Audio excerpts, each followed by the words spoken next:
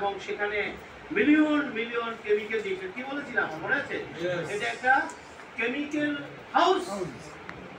Sell কি একটা chemical house, যেখানে প্রতি সেকেন্ডে বিলিয়ন বিলিয়ন কেমিক্যাল রিঅ্যাকশন সংঘটিত হয়। এই যে কেমিক্যাল রিঅ্যাকশন সংঘটিত হওয়ার কারণে কিন্তু বডিটা অ্যাক্টিভ। তাহলে কেমিক্যাল রিঅ্যাকশন কেন সংঘটিত করে? এই কেমিক্যাল রিঅ্যাকশনের মাধ্যমে বডিটা পরিচালিত হয়। তাহলে কেমিক্যাল রিঅ্যাকশনের মাধ্যমে বডি পরিচালিত হয় কিভাবে? বডি পরিচালনার জন্য দরকার এনজাইম।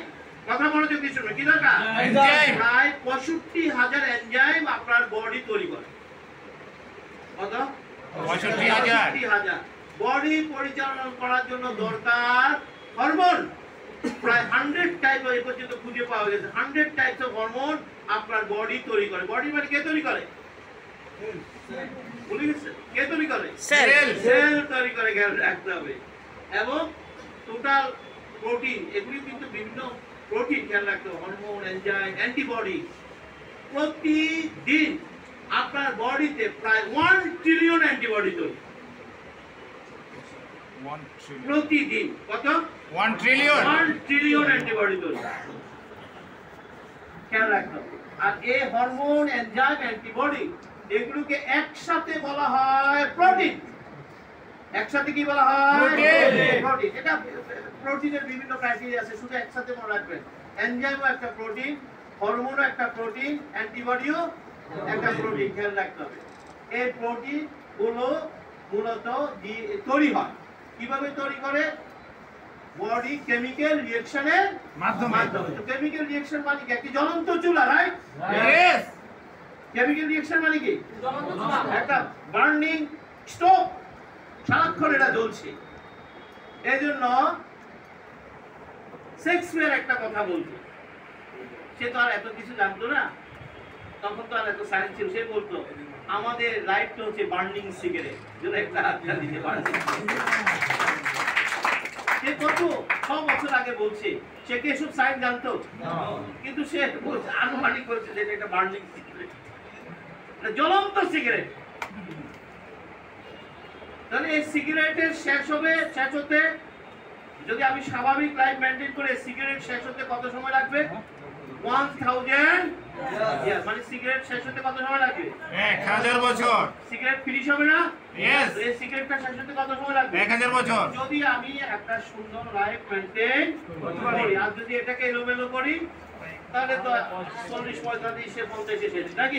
यस। এটা ফাইনাল হয়ে গেছে। কারণ এত বেশি টানছেন ভাই। একটা সিগারেট 10 মিনিটও খাওয়া যাবে, আবার কি 2 মিনিটও খাওয়া যাবে। তো এত বেশি এটার উপর অত্যাচার করছেন, 10 মিনিটের ফাইনাল জ্বলে পড়ে শেষ হয়ে যাও। আমি যে কথাটা বলতে চাচ্ছি সেটা হলো এটা একটি জ্বলন্ত সিগারেট, জ্বলন্ত কেমিক্যাল হাউস। আমরা যে কোনো কেমিক্যাল রিঅ্যাকশনের জন্য খেয়াল রাখতে হবে কিছু নিয়ন্ত্রণ দরকার হয়। কেমিক্যাল রিঅ্যাকশনটা যেন তার অর্ডারের বাইরে না চলে যায়, এজন্য কিছু নিয়ন্ত্রণ, এটা ন্যাচারালি নিয়ন্ত্রণগুলো বডিতে আরোপিত হয়। যেমন ছোট্ট করে উদাহরণ দিলে আপনার বিষয়টা আরো পরিষ্কার হবে। সেটি হচ্ছে আমরা যে পারমাণবিক চুল্লির কথা বলি না, অ্যাটমিক যে চুল্লি যেটাকে আমরা বলি, পারমাণবিক চুল্লি, যেখান থেকে কি তৈরি হয়? এনার্জি তৈরি হয়, ইলেকট্রিক এনার্জি তৈরি হয়। এই পারমাণবিক চুল্লিতে ব্যবহার করা হয় কি? ইউরেনিয়াম। কি ব্যবহার করা হয়? ইউরেনিয়াম। ইউরেনিয়াম। তো ইউরেনিয়াম থেকে কিভাবে এনার্জিটা তৈরি হয়? ইউরেনিয়ামটা যখন ভেঙে যায়, একটা অ্যাটম যখন ভেঙে যায়, তখন সেখান থেকে প্রচন্ড শক্তি বিস্ফোরিত হয়।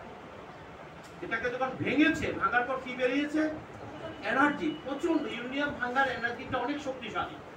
ওই এনার্জিটাকে তারা কাজে ব্যবহার করে। এটাকে ভাঙার পর সেখান থেকে প্রচন্ড বেগে শক্তি বের হয়। সেই শক্তিটাকে দিয়ে বড় বড় টারবাইন ঘোরানো হয়, ইলেকট্রিসিটি তৈরি করার জন্য, ওই তৈরি করার জন্য বড় বড় টারবাইন ঘোরানো হয়। তো খেয়াল রাখতে হবে, কিন্তু ইউরেনিয়াম যখন ভাঙে, এর যে এত বেশি শক্তি বের হয় এবং সেখান থেকে এত সূক্ষ্ম সূক্ষ্ম রে বের হয়, আলোর গতির রে, যেটাকে গামা রে বলা হয়, আলফা বিটা রে, গামা রে, শক্তিশালী রে, যার গতি 1,86,000 মাইল। এত শক্তিশালী রে। এই যে পারমাণবিক চুল্লি বিস্ফোরণ ঘটনার কারণে কি সমস্যা হতে পারে? ওইটা যখন ভেঙে যায়, তখন এগুলি এত দ্রুত গতিতে রেগুলো চারিদিকে ছড়িয়ে পড়ে, আর এর আঘাত এত শক্তিশালী, আশেপাশে যা কিছু থাকে সব জ্বালিয়ে পড়ে শেষ করে। এই জন্য অ্যাটমিক বোমা, পারমাণবিক বোমা এত শক্তিশালী। যেখানে বিস্ফোরণ হবে সেই এলাকা কি ধ্বংস হয়ে যাবে। কারণটা কি? এত শক্তিশালী রে বের হয়, এই রে আটকানোর কোনো ক্ষমতা কারো নেই, যা আছে আশেপাশে সব শেষ করে ফেলে। তো এখন সেটা দিয়ে আপনি শক্তিতে পরিণত করবেন। তখন কি করা হয়?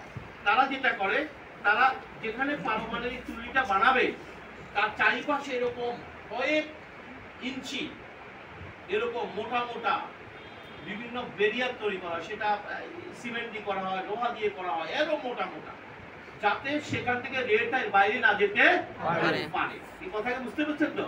এই জন্য এগুলি খরচ বেশি। মূলত এক একটা এরকম ড্রাম বানায় কয়েক মিটার ব্যাগ দিয়ে। এটা উদ্দেশ্য যেন রেলটা এর বাইরে না যেতে পারে।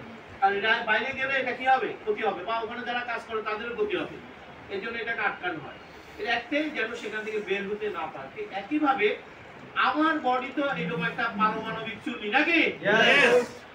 কি এটা পারমাণবিক চুল্লি না? এটা একটা পারমাণবিক চুল্লি যেখানে সবসময় এরকম রিয়েকশন হচ্ছে। তো এখানেও কিন্তু রিয়েকশনের সময় এই ধরনের শক্তিশালী রে তৈরি হয়। জোরে একটা হাততালি চাই। এটাকে বলা হয় ফ্রি রেডিক্যাল। কি বলা হয়? Free radical. আমরা শুনেছি না? Free radical. ফ্রি রেডিক্যাল এটা হলো সেই ফ্রি রেডিক্যাল যেটা মূলত বিক্রিয়ার মাধ্যমে তৈরি হয়। এটা যে কোনো কেমিক্যাল রিঅ্যাকশনে তৈরি হয়। আমার বডি তো কন্টিনিউ তৈরি হয়ে যাচ্ছে। কি বলছি? যে এই যে ফ্রি রেডিক্যালটা এত শক্তিশালী, তাকে যদি আটকানো না যায় সাথে সাথে, সে তার আশেপাশে সব কি করে ফেলবে। একইভাবে আপনার বডি দিয়ে ফ্রি রেডিক্যাল তৈরি হচ্ছে, তাকে যদি আটকানো না যায়, সে আশেপাশে সব সেলকে কি করে ফেলবে? ড্যামেজ করে ফেলবে। এই কারণে বডিতে ক্যান্সার হয়। জোরে একটা হাত তালি। কারণ এই যে সেটা জ্বলন্ত চুল্লি, এখান থেকে যে ফ্রি রেডিক্যাল বের হচ্ছে, ফ্রি রেডিক্যাল গুলোতে এটাকে নিউট্রাল করার তো কোনো মেকানিজম বডিতে নেই, ফলে আশেপাশে সব সেল কি করে ফেলে?